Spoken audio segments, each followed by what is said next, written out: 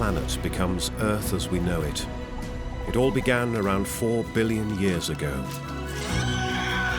Life spawns. Gradually it spreads to every corner of the planet. Throughout millions upon millions of years, evolution has brought forth an immeasurable multitude of animals and plants.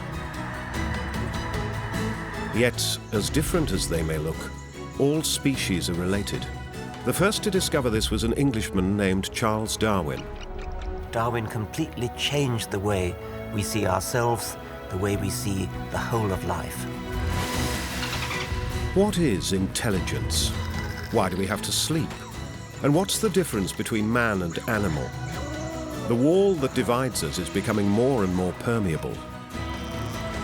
Time and again, disaster wreaks havoc with life upon Earth. But until now, it has always survived.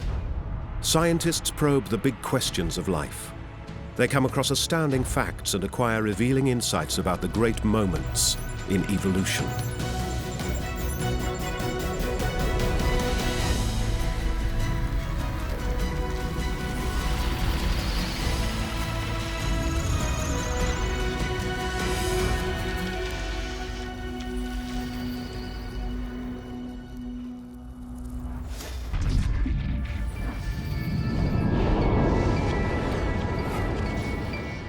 In the beginning, planet Earth is utterly hostile to life.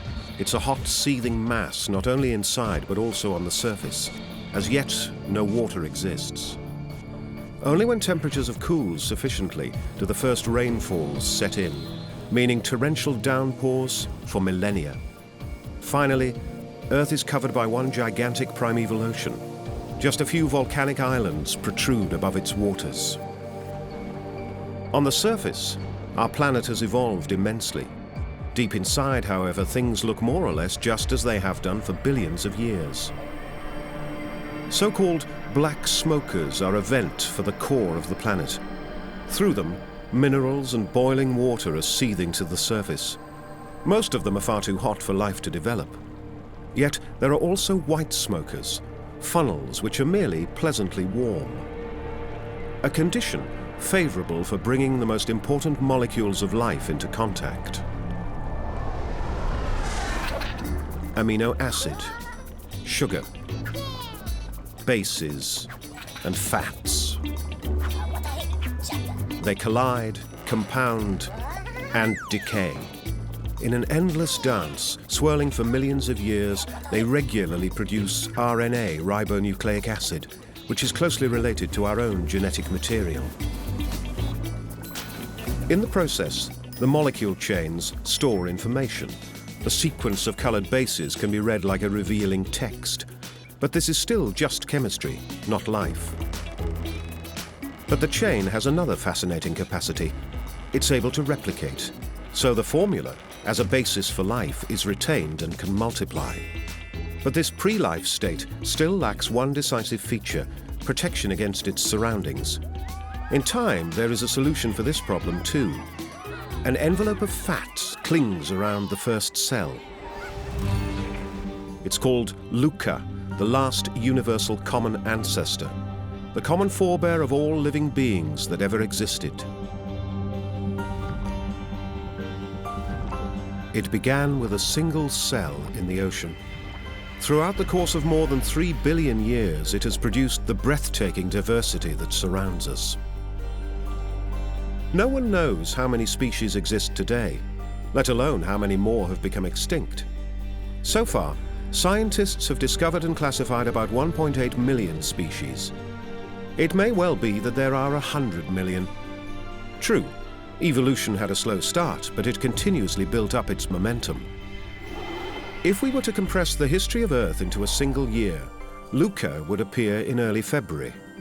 Until summer, there would be nothing more than single-cell organisms populating the ocean. Life only explodes on November 20th in what we call the Cambrian era. The lineage of man and chimpanzee splits on December 29th. Homo sapiens makes his entry on December 31st, a half hour before midnight. We are the new arrivals, yet we have changed the planet more than any other being before us. So, what has happened in the last few minutes of our own evolution? There's probably no one better qualified to answer that question than Jane Goodall. In her pioneering work, the famous behavioral researcher has made groundbreaking discoveries. From early childhood, her life has centered around animals. All I wanted to do was live with animals and write books about them. That was it. I had no intention of being a scientist, a naturalist, yes. You know, this was after I read Tarzan of the Apes and Dr. Dolittle and things. So, of course, I couldn't have the remotest idea of what this study would lead to. Jane was 23 when her long-cherished dream came true. She got the opportunity to study chimpanzees in the wilds of their native Tanzania. But to begin with, Jane found only traces of their presence. Their sleeping nests, for instance. Every day she would set off into the jungle, but the chimpanzees fled as soon as they became aware of her presence. Weeks turned into months, full of hardship and frustration. Jane meticulously attuned the rhythm of her activities to the habits of the animals. She even spent her nights in their proximity to get them accustomed to the sight of this strange biped. When you start something, if it's an important something, you just don't give up. Her dedication paid off. By and by, the chimpanzees became familiar with their human shadow. Now, Jane's work could begin in earnest. You know, the exciting moment was when a group of chimpanzees that I expected to run away because I got too close to them by mistake, and they looked up and went on grooming, and that was really magic. You know, they trusted me, they accepted me. She learned that chimpanzees are much closer to humans than had been assumed.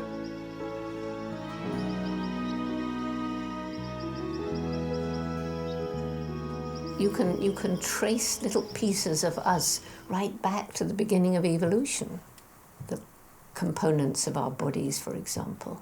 So there are no sharp lines. It's all a question of degree and gradual change. And that's what was so shocking to the scientific community. It was felt that we were unique. In fact, mankind had merely taken one more evolutionary step. This revelation became obvious to Jane when she observed that chimpanzees were making use of tools, a skill which until then had been assumed to be exclusive to humans. About 7 million years ago, early man and chimpanzee parted ways. On the time scale of evolution, we're merely the blink of an eye apart. We were actually defined, this is 1960, man the toolmaker. And so when I first reported that David Greybeard, the first chimpanzee I saw using a tool, the first chimpanzee to trust me, not only breaking off stems and using them to fish termites from their underground passage, but picking a leafy twig and stripping the leaves, which is modifying that object, making a tool. And so Louis Leakey said, well, now we shall have to redefine man, redefine tool, or accept chimpanzees as humans. The first to articulate the revolutionary notion that man and chimpanzee are related was Charles Darwin. In 1832, the young natural scientist is cruising off the tip of South America. Ashore, he encounters innumerable species of unfamiliar animals and plants, all of them designed by the heavenly creator, according to popular belief at the time, within merely 1 week. While collecting their samples, Darwin grows ever more doubtful. There are new discoveries everywhere. Among them, huge bones from species that had obviously been long extinct. Rounding Cape Horn, Darwin reaches the Galapagos Islands. His observations there were to become the foundation of his theory of evolution. He notices that the Galapagos finches vary from island to island. Some had different beaks, others were different in color. So what might have caused these variations? An outrageous idea gathers shape in Darwin's mind. Could it be that some species did originate right here on these islands, and by adapting to their surroundings, had incrementally evolved into ever new species? And that the miracle of nature as a whole had not been shaped from nothing by an almighty creator, but had developed in a succession of evolutionary stages. Darwin thinks so, but he keeps his thoughts to himself, confiding them only to his diary. For a long time he dares not publish his ground-shaking concept, that all species stem from a single common primeval ancestor, plants, animals, and man. In 1859, the first edition of The Origin of Species causes a sensation, and as Darwin had anticipated, he instantly comes under attack. His book challenges every concept his contemporaries believed in. The idea of evolution strikes at the very heart of Christian doctrine. This book, The Origin of Species, told humanity that purely natural forces, the laws of physics working through this very peculiar process of natural selection, can produce all the beauty and the elegance and the apparent design of living creatures. Before that, people thought it had to be done by a designer. They couldn't think of any other way to do it. It seemed almost obvious to them. So Darwin shattered that illusion. Darwin completely changed the way we see ourselves, the way we see the whole of life. The theory of evolution explains how a new species originates. In the African savanna, for all its diversity of life, the overall picture is relatively dull. Most of its animals roam about in earth-colored hides or coats barely distinct from the dry soil. Not so the zebras. They stand out from afar. But what is the purpose of their distinctive black and white stripes? It was long assumed that this pattern served to perplex predators. But for a lion, a distant zebra looks simply grey. The potential attacker to be evaded is very much smaller and strikes from the air. The tsetse fly is a carrier of deadly diseases like the sleeping sickness. But the fly's multifaceted eyes are incapable of processing the stripe pattern into a coherent image. They simply fail to see their victims. In the tsetse belt of Africa, these pests have been out for prey since time immemorial. Yet here they encountered horses that had put on a protective camouflage, the zebras. Their relatives outside the belt went unmolested, allowing them to remain mono-colored. On the fringes of the belt once lived the quagga. Its front half sported stripes, the hind part was mono-colored. So, how did evolution achieve putting stripes on a formerly mono-colored animal? Yet even the common ancestors of horse and zebra wore a discrete pattern. With each coupling, the genes were mixed anew. Some of their offspring had more stripes, some had fewer. Over time, a less distinctive pattern proved a definite disadvantage. The flies would pounce on their identifiable victims and infect them with contagious diseases. The multi-striped forebears of the zebra proper escaped infection and proliferated, a classic example of natural selection. Eventually, all horses in the tsetse belt wore stripes. A new species had evolved, the zebra. The flies had to search for other victims. As evolution ran its course, living beings all over the planet adapted to the challenges of their surroundings. Life has come a long way since the first cell drifted in the oceans almost 4 billion years ago. Some habitats seem ideally suited to spawn a whole string of fantastic creatures. Coral reefs are among the most species-rich realms of life on our planet. Reef diving is akin to a stroll through a vibrant city. New sights abound, although sometimes you need to take a second look. Each coral is a tiny marvel in itself. They are home to microscopic algae which produce oxygen. Scientists assume that the number of species in and surrounding a tropical reef can be as high as 1 million.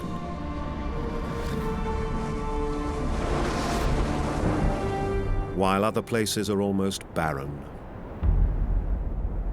Deserts are especially hostile to life.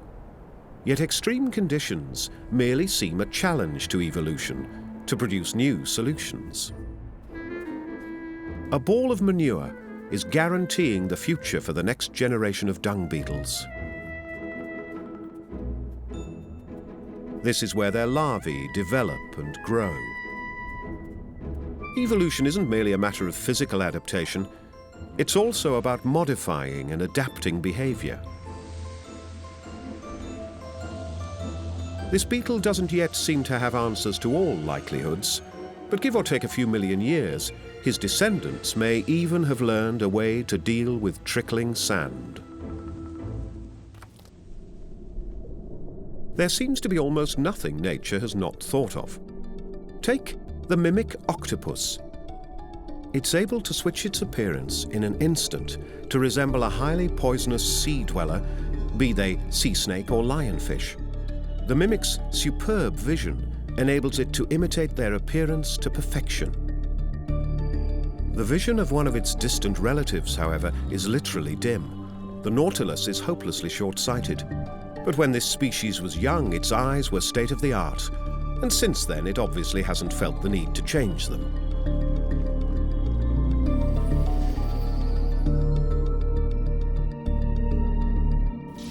Essentially, the entire world around you changes as soon as you can see your world.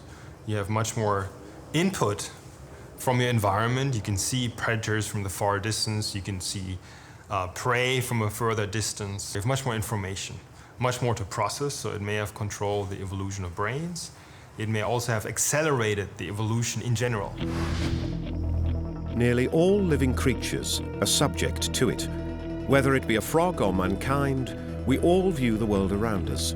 We see and are being seen. The evolution of sight is truly one of nature's greatest achievements, and throughout millions upon millions of years, each species developed the eyes it needed to survive. Chameleons, for instance, have a near-perfect all-round vision. They can move each eye independently, and once they have locked onto their prey, there's no escaping.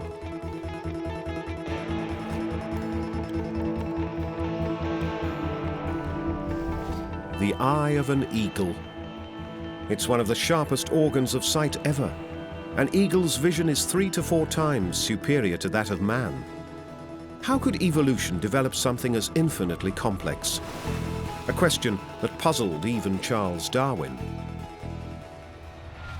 The eye, Darwin mentioned the eye as a problem, but only to knock it down. I mean, that was a rhetorical device, because you can imagine and indeed find throughout the animal kingdom a whole series of eyes representing intermediate stages from almost no eye at all, just a light-sensitive spot or a light-sensitive patch, right through to a complicated eye like the human eye or an octopus eye. The origins of the eye go back to the earliest days of evolution. Even single-cell organisms like the euglena have a spot which functions as a sensor and shows them the direction of light. Or take the flat eye of the jellyfish. It enables them to discern between bright and dark. Next step, the pit eye. This is how most mussels and snakes view the world. The smaller the iris, the greater the depth of focus. The edible snail is already provided with a tiny lens to gather the light. It doesn't take much more, and you have the highly efficient organ with which we and all other vertebrates view our surroundings. The lens eye is an ingenious invention of evolution. We now believe that there was one prototype eye early on, and we assume that because there's one gene responsible for the development of eyes, and that gene is very crucial to getting it right. And that gene is found across essentially all animals that do have eyes. Even trilobites must have had it. They were among the first to see actual images. More than 500 million years ago, they used their sharp eyes to hunt. A worm like this, which could only discern shadows, hadn't a chance. But luckily for him, there were other, more dangerous predators prowling the primeval ocean. Anomalocaris grew to more than a meter in length. Its excellent vision soon put it at the top of the food chain. Its eyes were as complex as those of insects. Each one consisted of almost 20,000 eye cells. There are but few other inventions of evolution which played such a decisive role in determining which species would survive and which were doomed to extinction. One solution is to seek shelter from the hungry eyes of the predators by hiding in the dark, but evolution pushed on relentlessly. Eventually, the eyes of nocturnal hunters grew bigger. And if that were not enough, nature provided them with an inbuilt reflector designed to catch low light to enhance their night vision. That's why their eyes glow in the glare of a spotlight. It has long been assumed that it was the event of mammals that spelt the end for nocturnal peace. Dinosaurs, experts generally agreed, spread fear and terror only in daylight. The giants of their age spent their nights soundly asleep. But does this commonly held view, published in numerous books and articles, stand the test of recent discoveries? Trossingen, in the Swabian Alps, is one of the most important sites for studies on the dawn of dinosaurs. More than a century ago, the first skeletal finds were reported, and to this day, the area in southern Germany is a treasure trove for dinosaur researchers. Nowhere else have so many bones of Plateosaurus been found. The appearance of this plant-eater has been largely ascertained, but its way of life isn't that easy to reconstruct. And as research has shown, it's always good for a surprise. About 200 million years ago, long before the first T-Rex raised its head, the region of what later became the Swabian Alps was home to large groups of Plateosauruses. To cover their enormous demand for calories, they had to feed almost continuously. Like elephants today, they could indulge in only a short night's sleep. Must have been a strenuous life. But how can we know all that? Like forensic detectives, researchers extract more and more information from the fossilized bones. At the Natural History Museum of Los Angeles, Lars Schmitz was measuring the eye sockets of birds and reptiles. This enabled him to extrapolate the size of the eyeball and the eye's sensitivity to light. Birds who are active in blazing sunlight, like parrots, have smaller eyes in relation to their skull than nocturnally active birds. He then turned to extinct species like the pterodactyls or dinosaurs, and with a good view of the latter, he found the typical traits of nocturnally active eyes. The results were a complete surprise to us. We didn't expect to find that many nocturnal dinosaurs. And I doubted my results for months and checked them repeatedly and remeasured many specimens, reran the analyses, and overall it seems to be a robust analysis. We can never tell for sure for extinct animals. There's always uncertainty, but it seems likely that many of these dinosaurs were active at night. Among those best equipped for hunting were troodons. The size of their eyes was huge, and what's more, their brain, in relation to body size, was the largest of all saurians. And they may have even used it for tactical scheming. Scientists assume that troodons were clever enough to encircle their victims and segregate a helpless young animal. Even long before the age of dinosaurs, eyesight had been a decisive factor in shaping the world.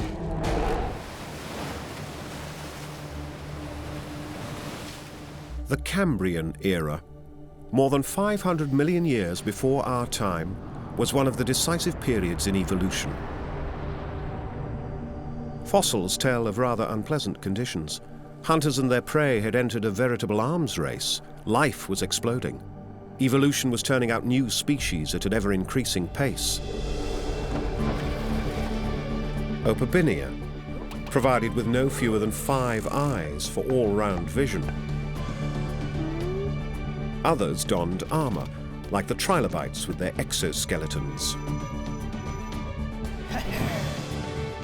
There were poisonous spikes and bristles. still small but highly effective. Hallucigenia's teeth were as pointy as needles. It may have looked weird, but it's a direct forerunner of worms and insects. The Cambrian era laid the groundwork for the fauna as we know it, and ever since, the race between predator and prey has remained a crucial element of evolution.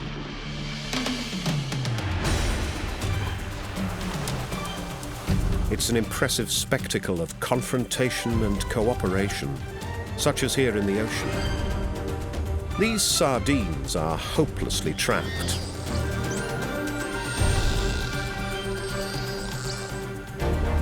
This giant needs merely to open his huge jaws.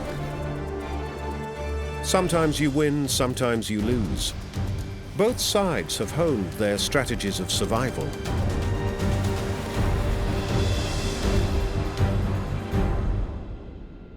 For those at the wrong end of the food chain, it's clearly a massacre. But since their species still exists, they must be doing something right. For the hunter, this goes without saying. Yet, it's not always a mere fight for a full belly. Among some species, claiming a habitat and its resources can lead to outright warfare. They already inhabit a paradise. The fig trees in their territory are the best far and wide. And they are all set to make it theirs.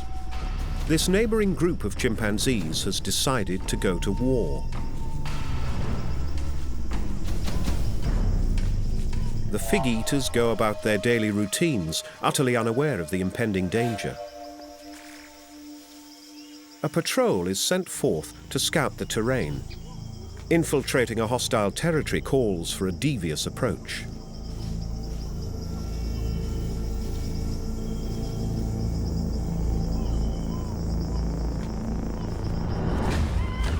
Then, it's all for the charge. Battle is joined. And there's nothing better to intimidate the opponents than to create a bewildering pandemonium. It's all intended to keep the attackers' casualties as low as possible. Some are lucky and manage to flee. Some don't. The attackers come out on top. One of their opponent's young has been killed and is devoured by the victors. A rare occasion when chimpanzees will eat meat.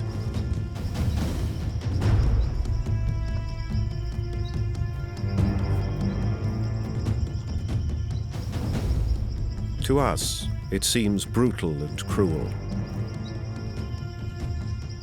When I first reported this warfare, I was disbelieved and I was attacked. And I was actually told by respected scientists that I should play it down. Why? Because if Louis Leakey is right, and if this primitive warfare is a shared behavior of humans on the one hand and chimpanzees on the other, then that's probably been with us during our whole long evolutionary pathway, and therefore violence and war is inevitable. So we, and they, are capable of applying violence. This much is obvious. Yet we are able to keep it under control. And as it seems, there is actually another, softer side with primates.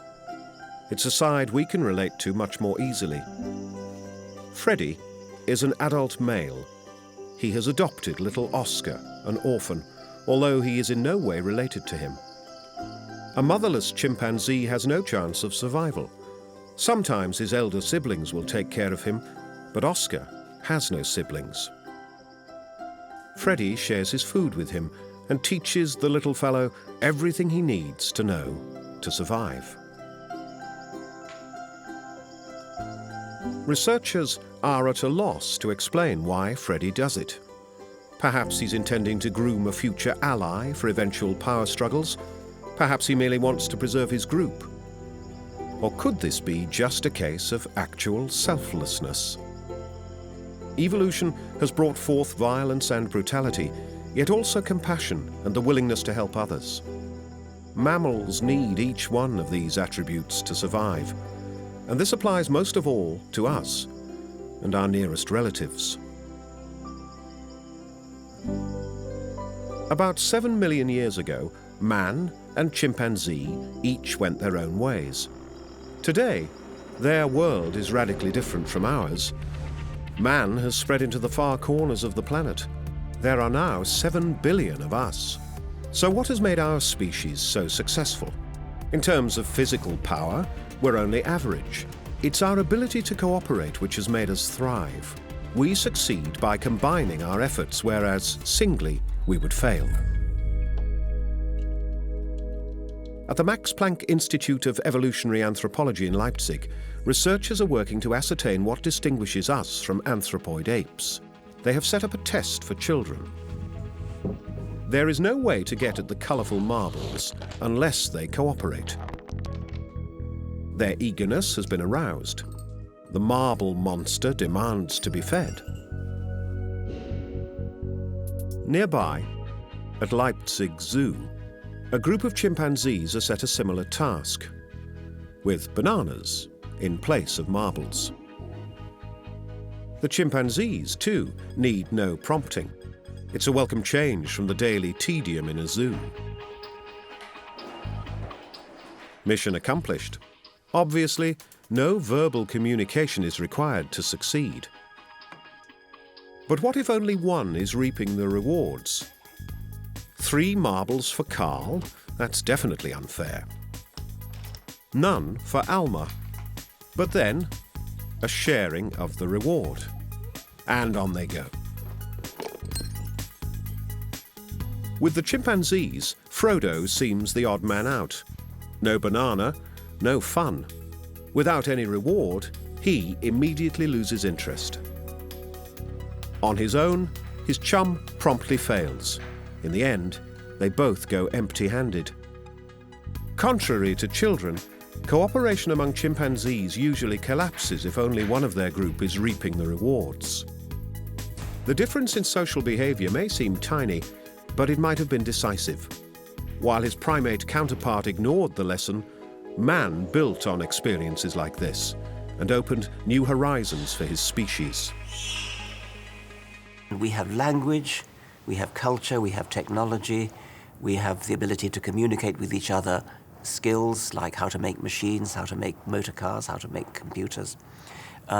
So we are hugely different from other species, and we're hugely different from the way we were 100,000 years ago, before we started to develop advanced technology and culture. No other living being has developed a means of communication as elaborate as we have.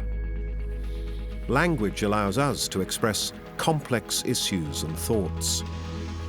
Unlike the bee, the parrot, or the elephant. Yet animals too have much to tell each other. They communicate in numerous ways.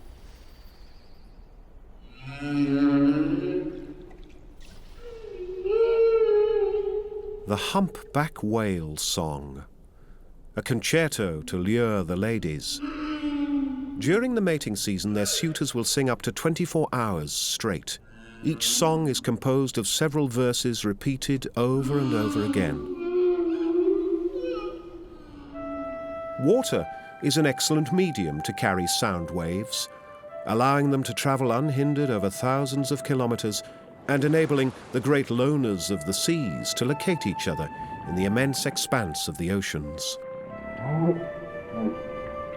Yet whales are not the only chatterers underwater. Fish, too, are anything but mute. They grunt, shout, and quake. A coral reef has a soundscape similar to that of a metropolis. The louder the din, the healthier the reef. And for their communication, fish have a whole set of instruments at their disposal. When the gurnard contracts its swim bladder, it can deliberately produce a growl. Clownfish grind their jaws and teeth using the clicking and creaking sounds to defend their territory. Scientists have only begun to decipher the complex acoustic patterns fish use to communicate. The voices of birds, however, have been the subject of intensive research for decades. When mating, birds use visual as well as acoustic means. But as elaborate as this male's show may be, the message he wants to convey is simple. Mate with me. I'm the best choice to father your children. It's the same song the world over, and most of the time there is a receptive answer.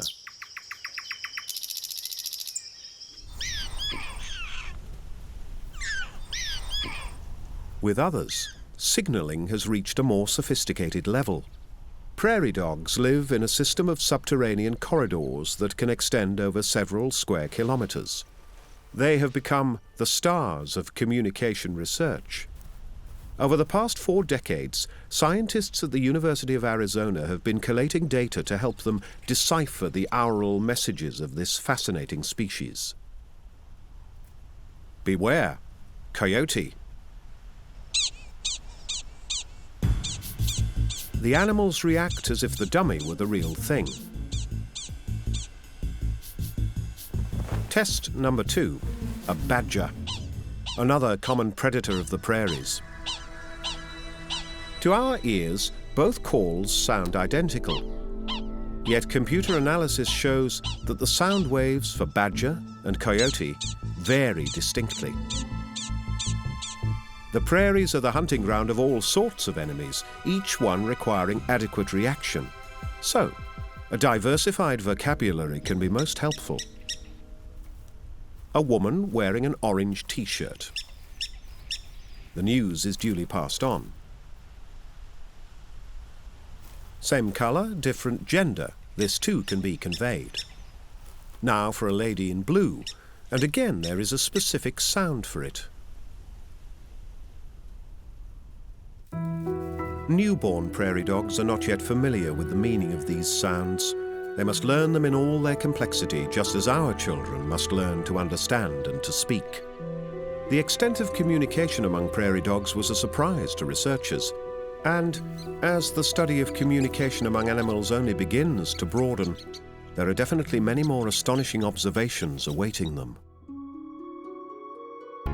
An altogether different approach was chosen by American psychologist Winthrop Kellogg. In the 1930s, he hit upon the idea to raise a young female chimpanzee called Goodall, along with his son, Donald. Would both of them, when raised in exactly the same environment, develop along the same lines? When it came to eating and drinking, there was no problem, and often the chimp came out on top. But would Goodall begin to speak? Back then, language and intelligence were regarded as being closely interrelated. But Goodall never spoke. Instead, young Donald began to utter the sounds of a chimpanzee. At that point, his parents called the experiment off. Today, we know that chimpanzees, due to their anatomy, are physically unable to speak.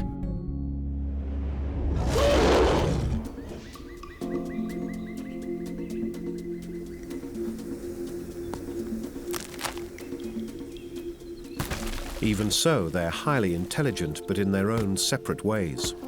These days, researchers observe animals in their original habitats. It's only here that they will display their natural capacities.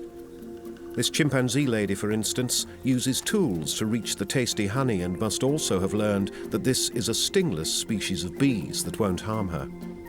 Her offspring observes and learns. Clear evidence of intelligence. Some birds even know how to make and use hooks and picks. The divide between mankind and animals seems ever more porous. Self-confidence and self-awareness were long regarded as being uniquely human. Yet, experiments show that primates are also able to recognize their image in a mirror, though sometimes this may take a while. But then, they will react the same way as we do, making faces and inspecting parts of their body they normally can't see. Only a few species will pass the mirror test. But are others less or even unintelligent? What's intelligence anyway? And how can we measure it? It's especially difficult when comparing various species. Any species could lay claim to be unique in some ways. Swifts are extremely good at flying. Moles are extremely good at digging. And so, yes, all species, or many species, have their own uniqueness. And our uniqueness is one that we value especially highly. And it is a very important uniqueness. It has enabled us to pretty much take over the world. But in evolution, nothing ever remains static. We don't know whether, in a distant future, some other being might replace us. Keas are among the most intelligent birds on Earth. They'll investigate anything. They are highly inquisitive, but their urge to explore doesn't always endear them to those on the receiving end. Near Vienna, researchers have set up an experiment to determine the true range of their slyness. Kermit loves a challenge. He takes the first hurdle in no time. The food is below, yet to reach it, he must climb upwards. That's better. Get rid of those bars. There are several obstacles in his way, and each time he must find a new detour to succeed. When encountering a problem such as this, most other species quickly give up. But Kermit is determined, and finally uses his beak as a substitute third hand.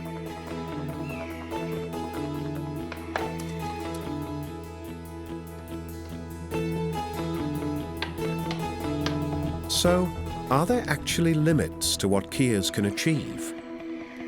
There probably are, but we have not reached those limits yet. The biggest difficulty is designing experiments and tasks that test the more complex capabilities of their intelligence while still being self-explanatory so that they can understand what to do and how to solve them without any communication from us. The harsh conditions of their New Zealand mountain home have taught the keas that close social interaction is beneficial. They live in groups of varying formation, playfully learning ever new techniques of food gathering, as well as strategies for solving conflicts.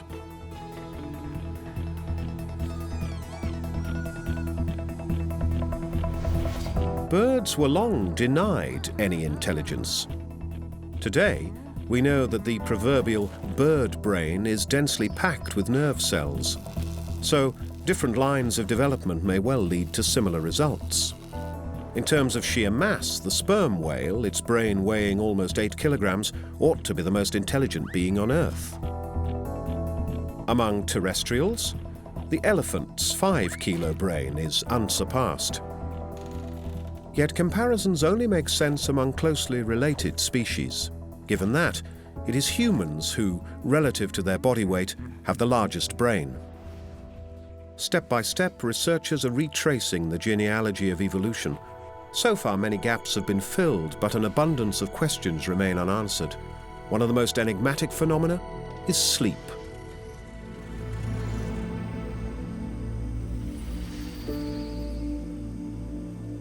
There is no escaping it.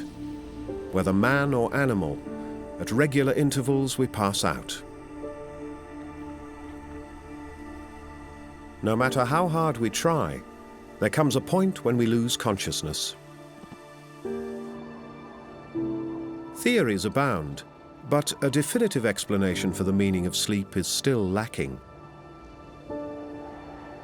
The fact is, no matter which path a species has taken in the course of evolution, sleep seems to have been indispensable, irrespective of the circumstances. Dolphins must surface to be able to breathe, even when they're asleep. That's why they shut down one half of their brain, while the other half maintains control. After an hour or so, this alternates, and the other half will take a nap. So, could duration of sleep give any indication as to its importance? Bats are dedicated sleepers, they easily manage 20 hours a day, more than most other mammals.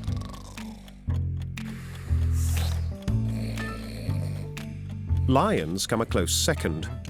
When the hunt is over, it's time for a snooze, a royal rest that can last 18 hours. Gazelles, any lion's favorite prey, can ill afford to stay asleep for so long. After just 2 hours, they're up again. This minimizes the danger, and it allows them additional time to feed. Since plants provide lesser amounts of calories than meat, gazelles must eat more. So, as a rule, predators sleep longer than vegetarians. But at what stage did the compulsory need for sleep set in? Presumably, very early in the history of life. Even low-life worms need to sleep, as do snails and bees. Originally, sleep possibly just served as a means of recreation. In due course, evolution added ever more functions. Dreams, for instance. During sleep, we process what we have done and seen throughout the day, sifting and storing important information in order of relevance. Our memory expands, and we learn. While our body is at rest, our brain is highly active.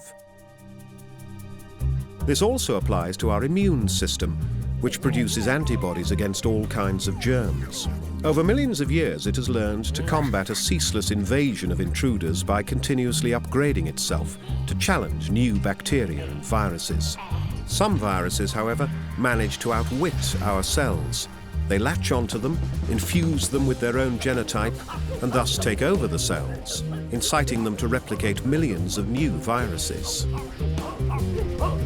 But by now, our immune system has switched to panic mode.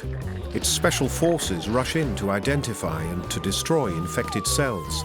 This causes fever and weakens our body. Yet mostly, we survive. Ironically enough, our survival is also of the utmost importance to the viruses. Without their host, they too will die. All things that have a bearing on life are interrelated and underlie the principles of evolution. Here's the embodiment of an evolutionary interface. 375 million years ago, it was hunting in warm tropical waters. Tiktaalik was a lobe-finned fish destined to make history. Its species was the first to set foot on firm land. A small step for Tiktaalik, but one giant leap in the evolution of life. Tiktaalik may have merely been a fish walking on fins, but its bones are proof that its potential was far greater. It had shoulders, upper and lower arms, wrists and finger bones. This is the blueprint for all terrestrial vertebrates. Evolution is casting the same body plan in ever new molds. And so, by gradually expanding our dexterity, the human hand took shape. Evolution ensured that every species developed exactly the kind of arms and legs it would need to survive. And given the results, it seems hard to believe that there might have been any other option. Their diversity may seem astounding, but their common origins are literally rooted in their bones. In adults, these beginnings are hardly recognizable any longer, but the earliest stages tell a different story.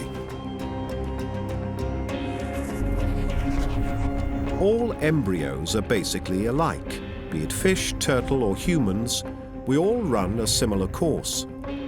The milk line of a human embryo soon begins to shrink. Several weeks later, the fingers and toes become webbed, but not for long. The webs will wane in the natural process of evolution. Not least, there'll be a coat of downy hair, the so-called lanugo hair, which also will disappear in time.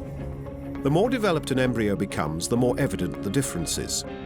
By studying embryos and using comparative anatomy, Charles Darwin was able to show how evolution achieves the great transmutations, from fish to frog and finally to man. It is very convincing, but DNA evidence, molecular evidence, is even more convincing. You can do the same kind of thing as Darwin did with skeletons.